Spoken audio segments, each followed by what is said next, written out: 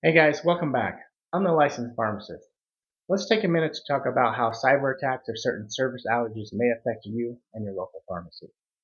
Some of you may be aware that last Thursday, February 22nd, 2024, AT&T experienced a very severe service outage which affected approximately 75,000 people. You may have also read that there were several pharmacies that were unable to process prescriptions or receive prescriptions from their doctor. So you may be wondering, well, what does cyber attacks have to do with pharmacies and me filling my prescription? Well, for one, most doctors use what's called the electronic prescribing model. This is very similar to sending an email.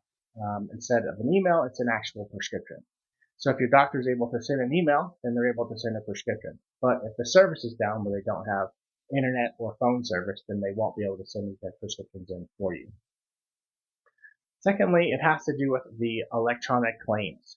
Most pharmacies will bill your insurance electronically and then try to determine what the cost is going to be to you, also known as what your copay is. So this is the electronic billing. If we don't have internet or phone service, then we're not able to determine what your copay is, and mostly the payment system that's going to be down.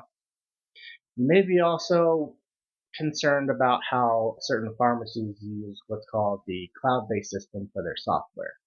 So in order for a pharmacy to run their software, there has to be a constant connection from the pharmacy to the servers with whoever they're contracting their internet and their phone service with.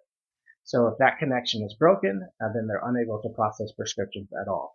This would be very similar to like having a power outage. The pharmacy is most likely going to be dead in the water.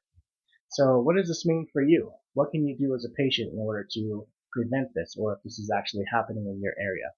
Well, the best thing that you can do is prevent this, right? So if you're filling your prescriptions, possibly 7 to 10 days ahead of time, you're going to have a little bit of leeway. So if there's something like this happens, which only affected these people for maybe a day, then you're able to get through certain time periods. If this outage lasted 3 days and you had 7 days worth of medication on hand, then you'd be good in a certain situation.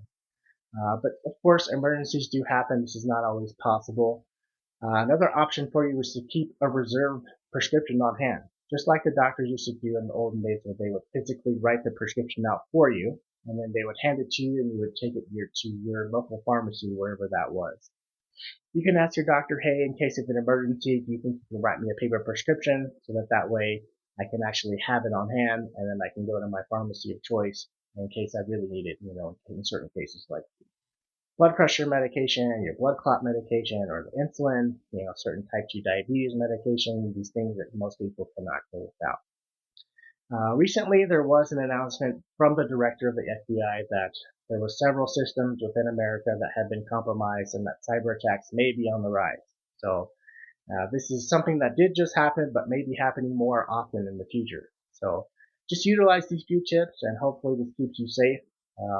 Until next time, guys, thank you. Stay safe.